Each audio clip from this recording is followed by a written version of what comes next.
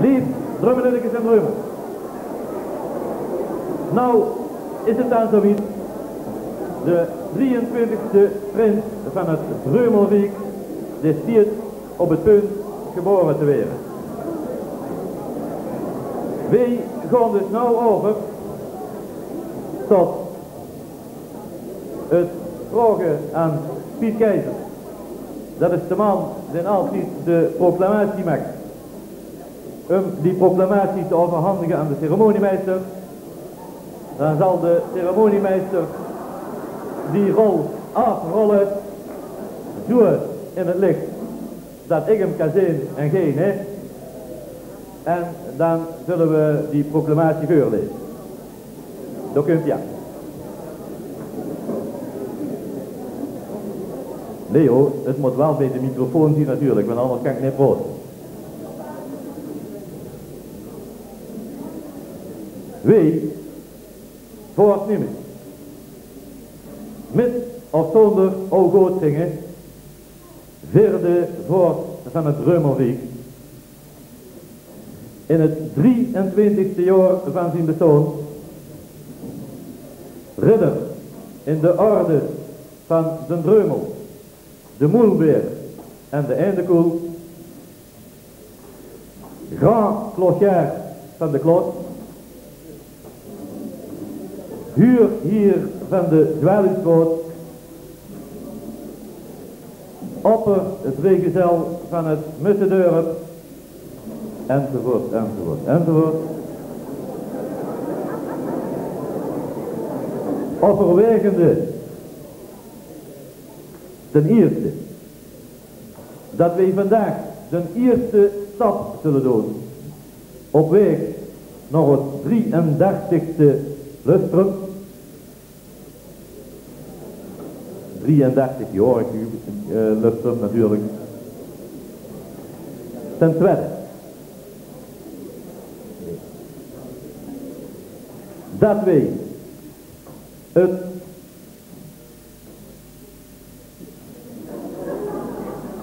dat wij het gezegde jong geleerd is oud gedaan in de komende jaren in acht zullen houden een vergriezing van het Dreumelrijk tegen te kunnen gaan.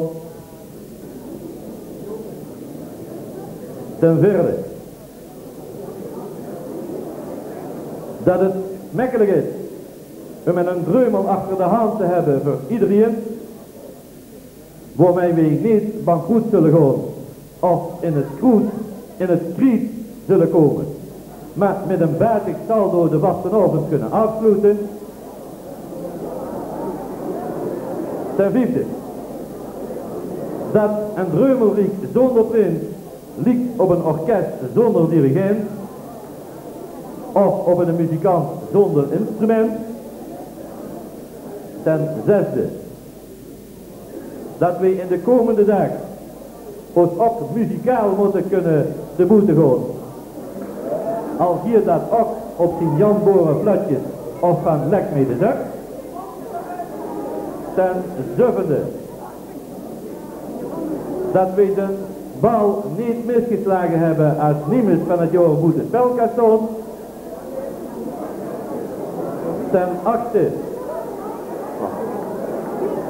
Ten achtste dat bij ons en een bal in stijgende lijn niet afgefloten wordt, maar juist op het hoogtepunt zelf. Besloten om heer en al te gaan uitroepen tot 23e prins van het Dreumelrijk met de eretitels van ridder van de Dreumel, de Moelbeer en de Eindekoel, grand bankier de Rabo à Milderen,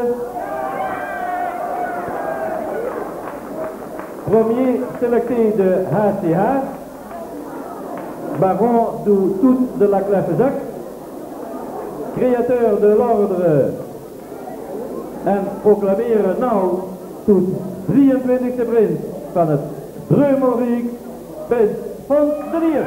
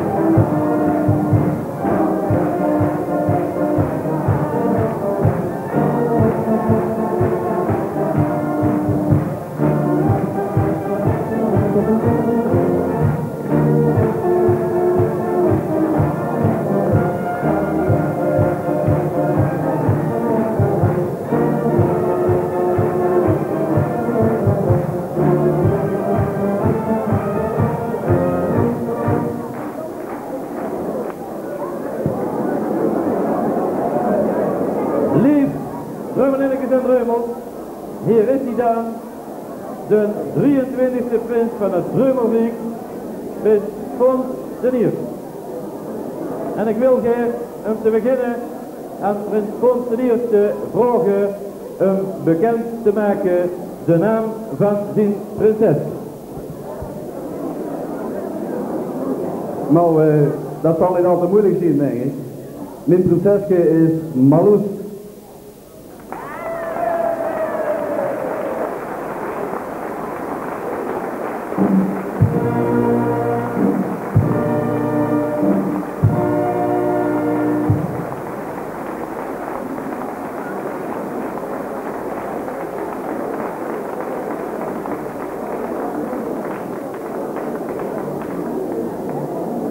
Hij wil nou al achter de microfoon roepen.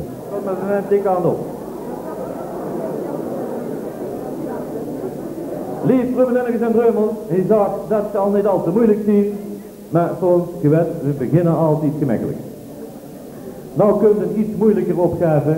Ik zou graag hebben dat je nou bekend maakt wie in het komende jaar ook adjudanten zullen zien. Zal ik even zo? Nou, als eerste adjudant en nou gaat komen, is de links of de rechts? De rechtse, dat is Fred van Neerven.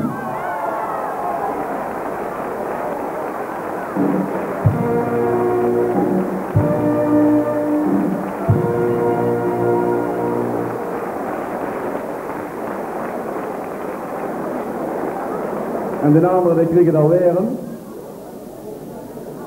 Dat is een andere zak. Dat is namelijk op de leg.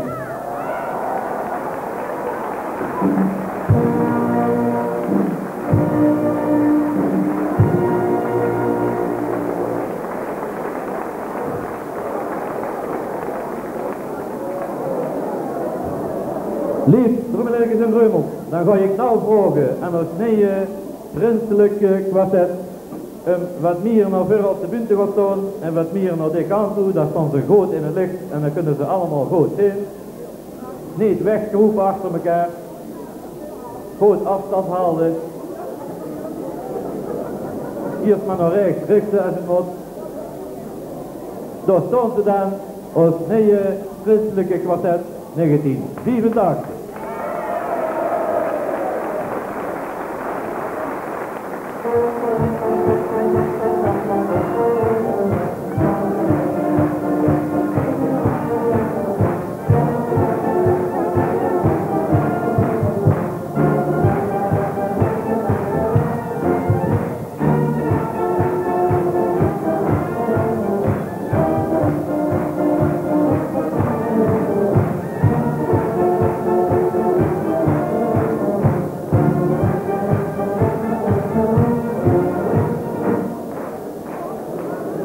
Maar lief Drummelennekes en Dreumels, ze stonden er nou nog op, kaal als een geplukte hen.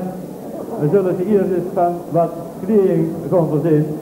En als eerste wil ik gaan hier prins Fons de Niers gaan omhangen de gidspool als teken dat hij lid is van de carnavalsvereniging.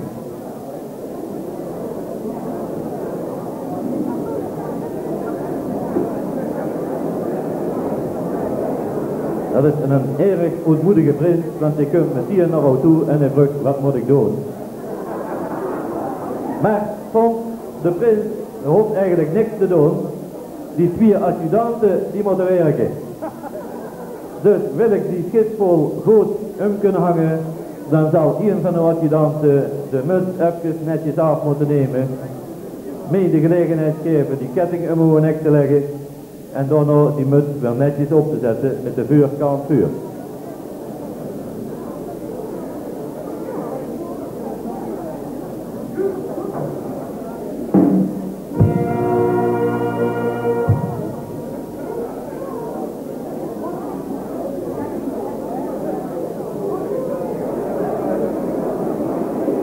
Vervolgens zal ik hem gaan opspelen de goede onderscheiding van de eindekoel als teken dat hij automatisch lid wordt van het bestuur van carnavalsvereniging Den Dreumel.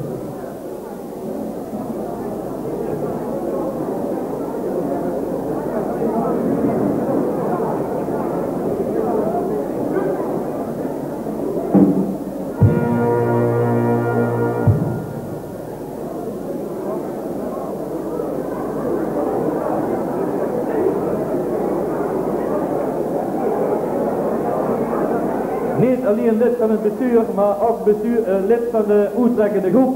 En daarvoor de blauwe onderscheiding, de orde van de Moerbeer.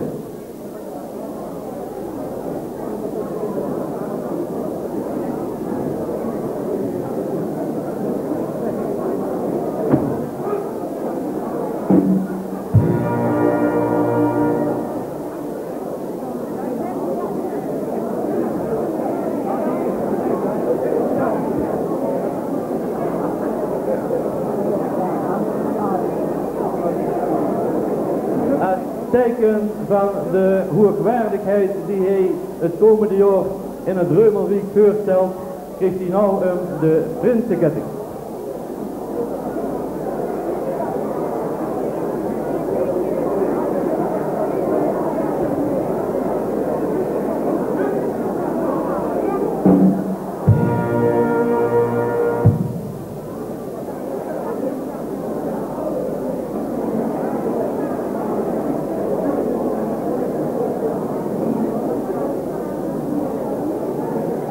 Als teken van de vrolijkheid die hij het komende jaar zal moeten overstralen en over alle dreumels moeten overbrengen, zullen we hem inplanten de veren.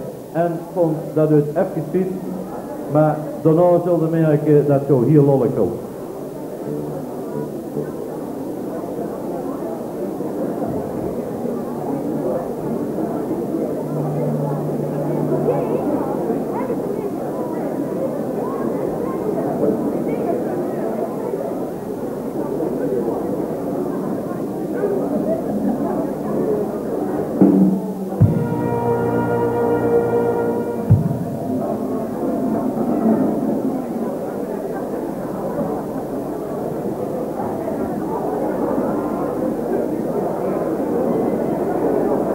Nou is hij echt, zegt hij, maar dat meent hij maar, want hij heeft nog niks te betekenen. We gaan hem nou overhandigen en dan is het pas echt de scepter als teken van de macht die hij een gans jaar lang zal uitoefenen over het Reumelwiek. De woord van de prins, die wet, en de wet is het woord van de prins.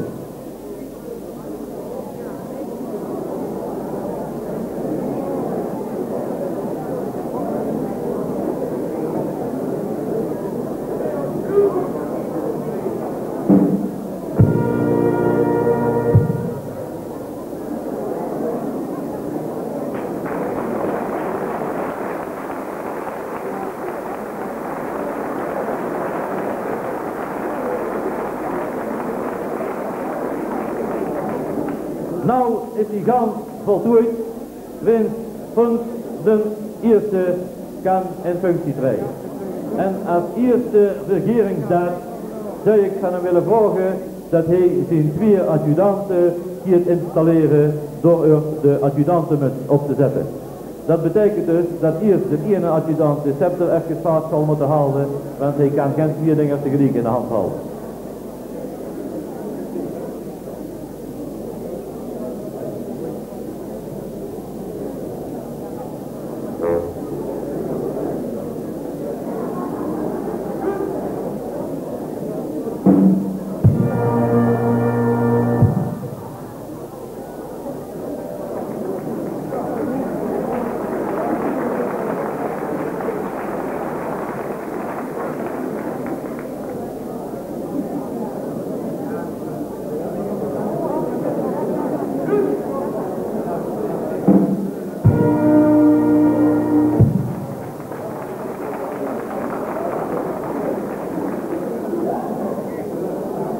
En vervolgens zou ik hem willen vragen en Blumke te overhandigen aan zijn Franceske ter genoegdoening voor het feit dat hij een jaar lang al maar heel weinig zal winnen.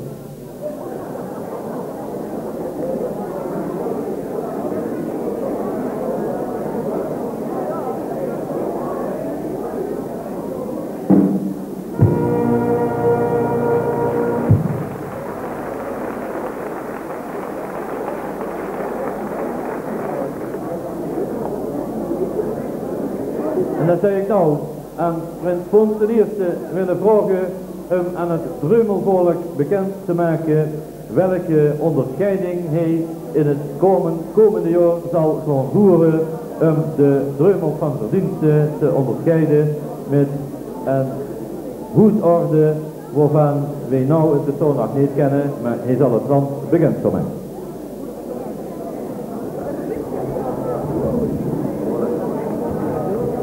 Nou, de eigenlijke oorspronkelijke hoedorde die ik had, ja, die is al vergeven aan een van de mannen die door, ik weet niet of je erbij zit. Dat was namelijk de hoedorde van de Gastendonk. En dan notabene de mensen die het had, die woonden nog niet eens aan de Gastendonk.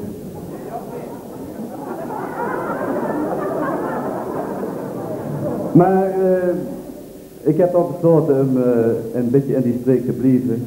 En wel van de dreef tot aan de oetlegger. Dat zal mijn orde zijn.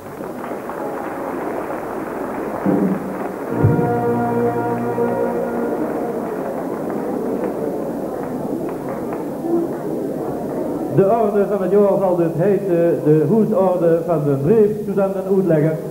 En Prins Fons heeft kennelijk al heel lang nagedacht over de orde die hij zou willen uitreiken. Dus kennelijk hij er wel een beetje op gerekend. Maar grote mensen, dat zien verhoed zijn de mensen.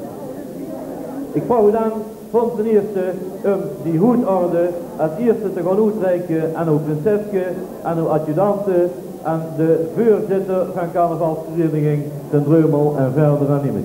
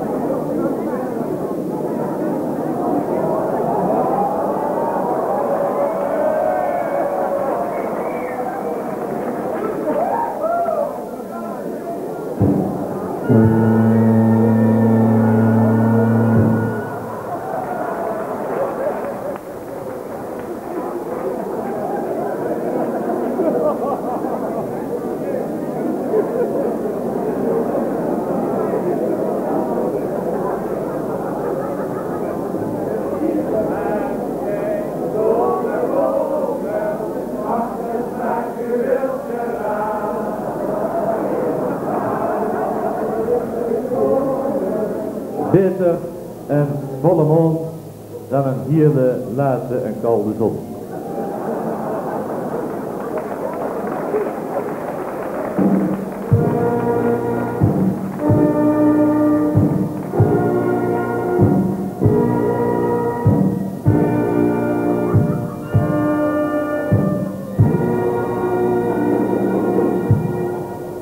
Het is duidelijk dat de Multalers te veel wien hebben gehad. Lief Dreumelinnekes en Dreumels, ik zou je ook aan Prins Fons willen vragen om zijn adjudant toch eens wat op te peppen, een klein beetje grotere snelheid mocht erbij zitten. Ik zou vervolgens willen vragen aan Prins Fons ten eerste om zijn eigen Dreumelinnekes en Dreumels waar hij nou een jaar lang de prins en voervoeter van zal zien toe te spreken met een woordje waarvan hij denkt dat dat het meest is aangepast om dat op dit moment te zeggen. Ik weet niet of hij dat klaar heeft, of het op een papiertje stiert of is in de kop, maar ik zou hem willen vragen voor de eerste keer het woord doet het Reumervolk. Prins Fons de Eerste.